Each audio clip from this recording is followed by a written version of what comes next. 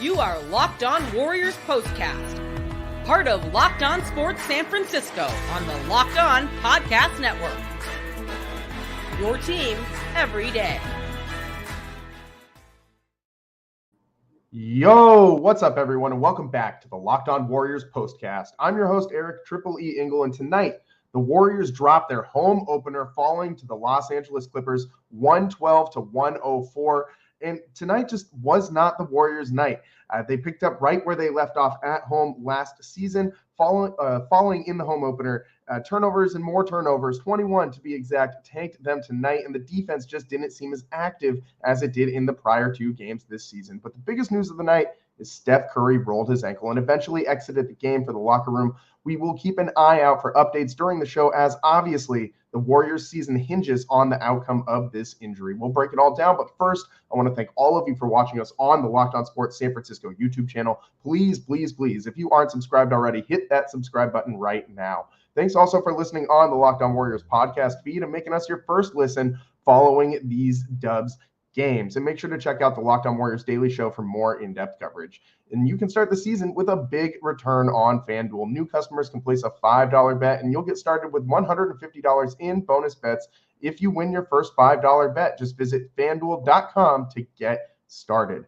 The Warriors in this one, I was really encouraged. We'll get to the Steph injury in a minute. I am keeping an eye out on the Twitter machine, and I'm seeing Marcus Thompson saying that Steve Kerr said it's a mild sprain, and Steph Curry will have an MRI later tonight on that ankle. So that is relatively good news, but if Steph misses some extended time, it's going to be tough for the Dubs to keep winning, at least when they're playing teams like the Clippers and other playoff level type teams.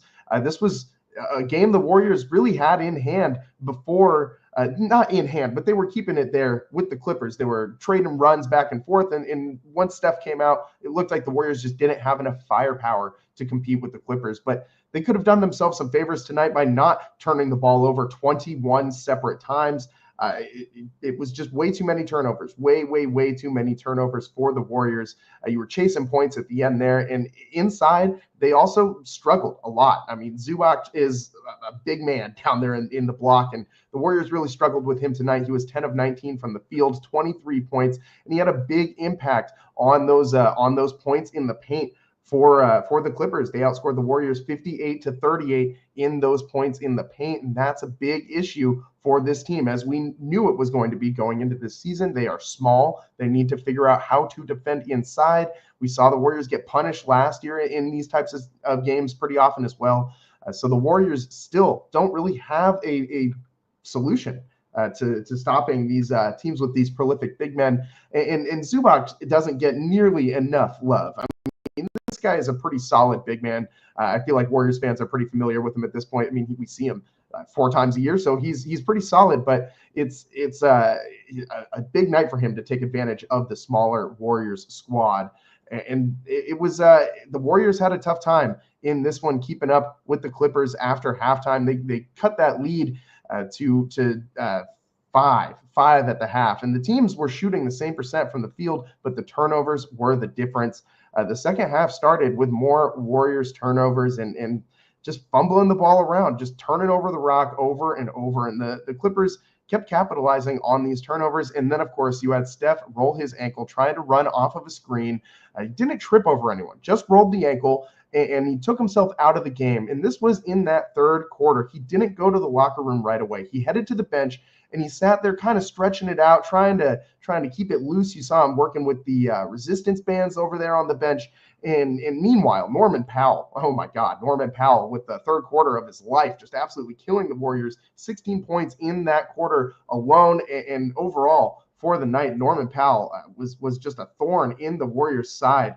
I mean, this guy was unconscious during that third quarter for the Clippers, and the Warriors just didn't have an answer for him. Finished with 20 points, and the Clippers really got a lot of effort from all of their starters tonight. I mean, Derrick Jones Jr., 18 points. Zubac, 23 points. Powell, 20 points. Harden had 23 as well. Harden, only 16% from three-point land, 2 of 12 from 3 for James Harden. The Warriors did a pretty good job on him defensively, but just wasn't enough to propel the Warriors to a win tonight. Again, the turnovers really sinking them. It was just not a good night for the Dubs. And Steph tried to come back with 8 minutes left in the game in that fourth quarter. The Warriors had clawed back to within like 4 points, but right before that, though, Steph came out with an injury. I mean, as soon as he came back into that game, he re-injured that ankle, rolled it a second time, and that second time that he rolled it did not look good. He immediately, just limped off the court, tried to get himself out of harm's way, and went back into that locker room. And I'm assuming he's going to be out for some time. And without Steph, the Warriors are going to need some people to step up. And I mean, this bench has been phenomenal. Obviously, all season long. It's been 2 games, but this bench has been really good for the Warriors up to this point. And today was a little bit different. The bench didn't lead the way that it has in the prior games for the Warriors. It wasn't a bad night from bench production. I mean, you got 10 from Looney.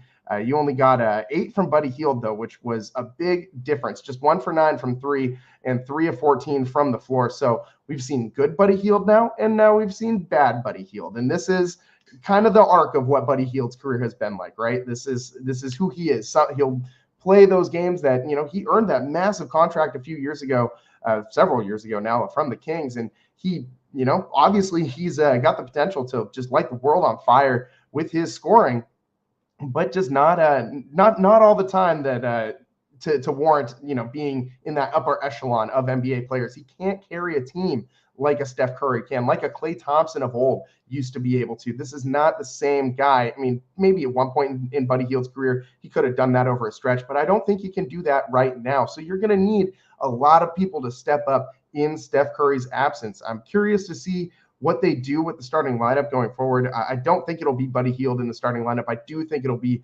Brandon Podziemski, who, by the way, I don't need AirPods showing up to the Warriors facilities wearing a Pat Mahomes jersey. I love AirPods. Saw him out at Giants pregame earlier this season, so we know he reps his other Bay Area squad, the San Francisco Giants. We saw him hit one out into the Bay. That was pretty cool. We saw him not in the Bay, but we saw him hit a home run in batting practice in Giants warmups. So that was pretty cool. I don't want to see this guy rolling around in a Pat Mahomes jersey ever again. I really hope that we find out he lost a bet or something, and that's not just his team. If you know whether or not that Brandon Podziemski is a Chiefs fan, please let me know. But to my knowledge, I did not know this about Brandon Podziemski, that he was a big Pat Mahomes guy. It makes me like him just a little bit less, man. And I love Podziemski. I love him out there on the court for the Dubs. Again, I just don't need him showing up in a Pat Mahomes jersey 1 week after the 49ers just got shellacked by the Kansas City Chiefs. I'm good off that. But Brandon Podziemski, again, kind of like the rest of the Warriors, not the best night for him. 2 of 8 from the field, 0 for 5 from 3. The bench just did not have the same level of scoring production that we saw in the prior 2 road games, which is kind of a interesting point, because the Warriors last season at home were god awful, and it seems like they've kind of picked up where they left off, turning the ball over, the bench just missing shots. Overall, the Warriors from 3, 32.6% and 43.2% from the field. Defensively, I mentioned this at the start of the show, the Warriors defense just didn't look quite as solid tonight as it did in those prior 2 matchups that they've had this season. They gave up 46.7% from the field tonight and 31.3% from 3. The Warriors, while we're going over some numbers, they did not shoot well from the free throw line either. That was another thing that really hamstringed this team tonight. Just 14 of 22 from the line. That's good for 63.6%. That has got to be better.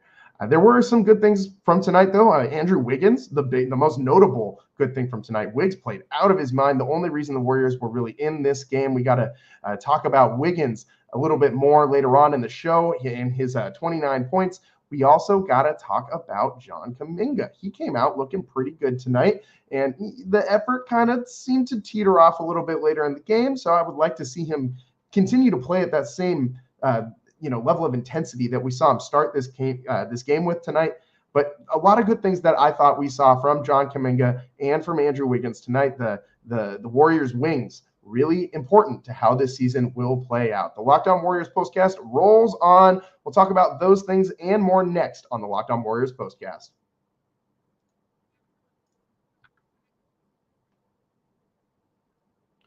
Today's show is brought to you by FanDuel. Get ready to tackle the NFL action with FanDuel, America's #1 sportsbook, because right now, new customers can get $5 and new customers can bet $5 and get $150 in bonus bets if you win that first $5 bet. The FanDuel Sportsbook app gives you everything you need to place live bets on the NFL all in one place, and the NBA too. So when you get a hunch in the middle of a game, you can check out the latest stats, view live play-by-play, and so much more on the same page where you place your bets. Just visit FanDuel.com to join today. You'll get started with $150 in bonus bets if you win your first $5 bet. That's FanDuel.com. Never waste a hunch and make every moment more with FanDuel, an official sportsbook partner of the NFL. Welcome back to the Locked On Warriors postcast. I'm your host, Eric Triple E Engel. And tonight, the Warriors fall, losing their home opener 112-104 to the Los Angeles Clippers. And Steph Curry goes down with an ankle injury. They're going to need to find a way to stay afloat. It's, as I said at the top of the show, Marcus Thompson is reporting that per Steve Kerr, it's a mild sprain. Steph will undergo an MRI tonight to find out how bad this ankle injury really is and get an idea of how much time Steph might miss. And I do think he's going to have to miss some time. That ankle injury did not look good. How can the Warriors stay afloat without Steph Curry?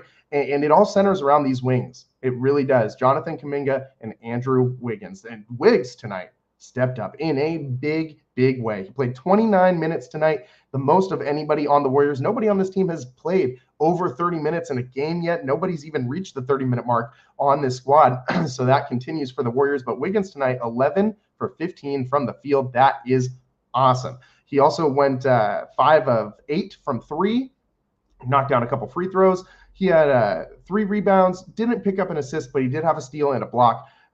Great night for Wiggs, 29 total points.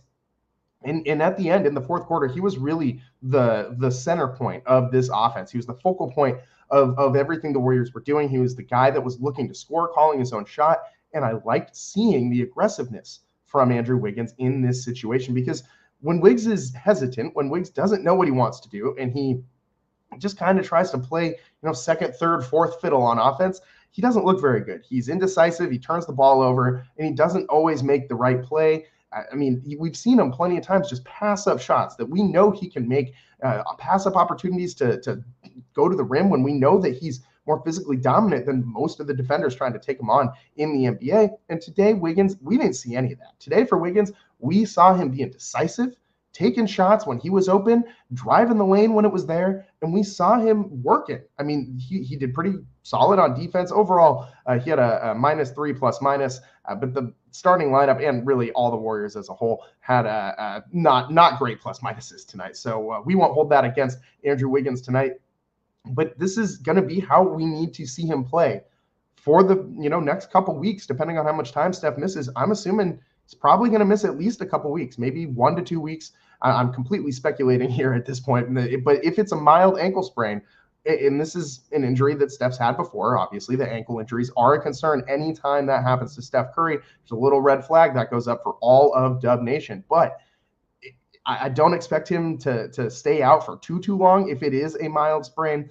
But nonetheless, in the time that Steph is out, you need Wiggins to play like this if this team is going to stay afloat. If this team can kind of tread water around 500 and just beat the teams that they're supposed to beat up on the bad teams in the NBA, the Warriors might be able to stay afloat without Steph for a little while. I mean, the schedule, it's not super favorable. It's not super challenging either. You got the Pelicans. You got 2 games against the Pelicans coming up. Then you got the Rockets, the Wizards, and the Celtics. So you got a team that went to the play-in, and then 2 teams that missed the playoffs, and then the world champion coming up. So that's just a brief snapshot of the Warriors next like week and a half-ish.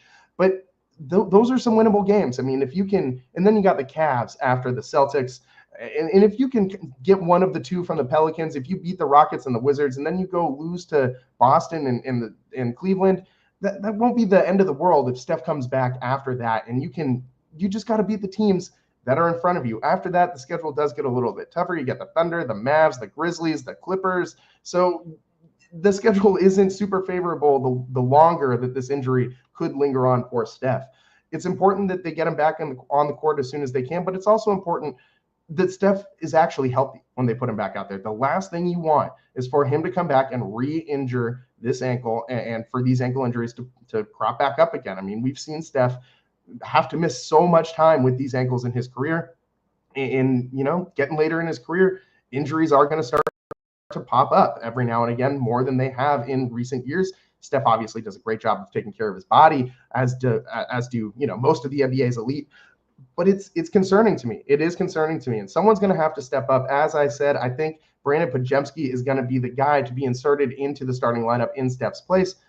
But it's really, a lot of this pressure is going to be on the Warriors' wings. Jonathan Kuminga played really well at the start of the game tonight. We talked a little bit about Wiggs. Let's talk about Kuminga. I love the way that he came out aggressive tonight. He was playing within the offense, but still, aggressive. He was not afraid to shoot that wide open three that he got after Steph swung a pass around to him, and he was wide open, set shot, didn't try to do too much, didn't put the ball on the floor, just catch and shoot, nice, easy jumper, and that one went in. It was his first three of the season. I also believe it was his only three of the night for Kuminga, but it was his only three of the night, 1 for 6. That's not his game, but it was him working within the offense and seeing the spurts of athleticism and aggressiveness, but controlled aggressiveness within the offense, not just him running around trying to do too much or the ball getting into his hands and then just stopping, because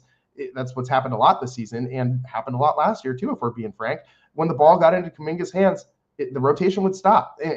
But I don't blame him for trying to use his athleticism. I mean, he's much more physically dominant than a lot of other guys in the NBA. He should be able to win off the dribble over 90% of these defenders once he puts it all together. But, without the threat of a jump shot, guys are gapping him, and it's making it harder for him to get to that rim. And we saw in the non-Steph minutes last year, when the Warriors didn't really have a ton on that bench, they would just give the ball to Kuminga and say, just go be a wrecking ball. Just go run at the rim as hard as you can, 100 miles an hour, and try to get some dunks. And it worked at times last year for Kuminga, especially at the end of the season. He averaged over 20 points a game for a long stretch at the end of last year. But a lot of those points didn't really seem to come within the offense. Tonight, Kuminga did score 12 points. He was 4 of 10 from the field. 6 of those shots were beyond the three-point line. I need him to take some more shots inside the arc and get to the rim a little bit more than that. But he was active, and that's what you need from him. He also was 3 for 6 at the free throw line. 50% isn't going to cut it. He's got to get better at that. But 5 boards for Kuminga, a couple of offensive rebounds as well, 3 offensive boards, and some of them were really nice. I mean, he snagged Trace Jackson Davis, missed one at the rim, his first miss of the season, and Kuminga rose up over the entire defense and snatched it right off the rim, put it back, and that's the type of athleticism that you expect to see from this guy. I mean, he's been in this team, in this system now for a couple of years, and we need to see some more progress from him. Tonight is a good step forward. We did see him working within the team, not stifling what the Warriors offense is trying to do by just trying to go out there and get his own buckets. And he didn't look out of sorts. And I love the effort on defense as well. He had 3 steals tonight. Jonathan Kuminga did. The Warriors overall had 10 steals tonight, so it's pretty solid. 5 blocks as well. They've been pretty good at forcing turnovers this season so far, but when you turn the ball over 21 times, it kind of negates some of those forced turnovers that you can come up with. And that's the main takeaway from tonight, other than the Steph injury, is you got to turn the ball over less. Steph alone had 6 turnovers. That was he was pressing when he was still in there. He was kind of starting to heat up, though, right before that ankle injury, because he had the Clippers did a great job of bottling him up in that second quarter. Really were not letting him get his shot up. And then after halftime, he started looking for that shot more. Steph was getting back into his rhythm, and then that ankle injury, man. And that is a big one for the Warriors. They're obviously, their whole season hinges on the result of this Steph Curry injury and what's going to happen going forward, what this Warriors squad will do. But the one great strength of this team, even though it wasn't on full display tonight, is the bench. And the bench, with as deep as the Warriors are, you should be able to find a way to kind of keep this team afloat, just buoy the team until Steph gets back and he can take them to greater heights. Let's take a quick break here on the Locked On Warriors postcast. Tons more to go through on the other side from this game. The Warriors, what's up with them losing games at home, man? This just doesn't make any sense to me. I mean, Chase Center seemed rocking. I don't know, man. What's the deal with the Warriors losing at home? Stick with us on the Locked On Warriors postcast. That and more coming up next.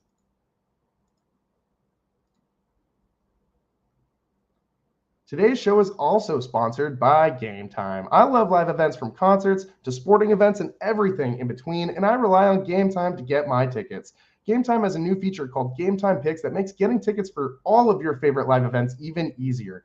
Gametime Picks filters out the fluff to show you only incredible deals on great seats, so you don't have to waste time searching through thousands of tickets and filtering through all that fluff. I love the all-in pricing feature. Toggling this feature on shows the total upfront with no surprise fees at checkout. Just make sure you toggle that feature on. Gametime also gives customers the lowest price guarantee, or Gametime will credit you 110% of the difference. And with Gametime ticket coverage, your ticket purchase is guaranteed covered with the most flexible customer service ticketing policy in the ticketing industry.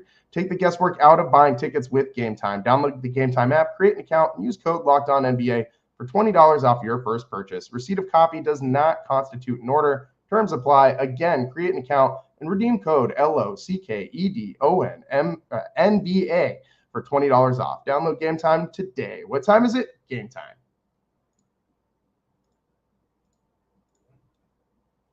Welcome back to the Locked On Warriors postcast. I'm your host, Eric Triple E Engel. You may know me as the former producer from the Murph and Mac Morning Show on KMBR. And you know, thanks for tuning in, making us your first listen following these Warriors games. And you know, the everydayers tuning in. I mean, every single day, I see my guy Daniel every day in the chat responding to my yo open. And I just want to say I appreciate you, man, and all the rest of you everydayers out there tuning in on the Locked On Sports Network. And tuning into all the postcasts, and make sure you're tuning into the Locked On Warriors Daily Show for more in-depth coverage. Tons and tons and tons of great info over there as well. And tonight, the Warriors are, I'm not going to say reeling, but I think all of Dub Nation is kind of collectively holding our breath as we wait to see what's going on with Steph Curry's ankle. And it's, as I said, Marcus Thompson said that Steph Curry, per Steve Kerr, said it's a mild on Steph Curry per Steve Kerr. It's a mild ankle sprain. He will undergo an MRI later tonight